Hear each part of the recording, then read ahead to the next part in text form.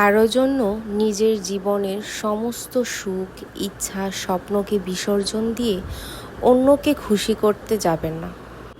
সবসময় একটা কথা মনে রাখবেন, আপনাকে যদি কেউ মন থেকে ভালোবাসে তাহলে সে কখনোই চাইবে না আপনি সামনে এগিয়ে না গিয়ে জীবনে পিছিয়ে পড়েন। আর যদি দেখেন আপনার প্রিয় মানুষটি সবসময় চায় আপনি কোনো কিছুই না করেন, ভালো কিছু না শেখেন, শুধুমাত্র নিজের দিকটি দেখে, তাহলে আপনি বুঝে নেবেন যে আপনি ভুল জায়গায় আছেন। জীবনে এমন কিছুই করবেন না যে আপনাকে সামনে পস্তাতে হয়। তাই নিজের স্বপ্ন পূরণের জন্যে নিজের লক্ষ্য ঠিক করে আপনি সামনে এগিয়ে যাবেন। আপনার পাশে কেউ থাকলে থাকুক, না থাকলে নেই, কিন্তু আপনি আপনার লক্ষ্যে অটুট থাকবেন।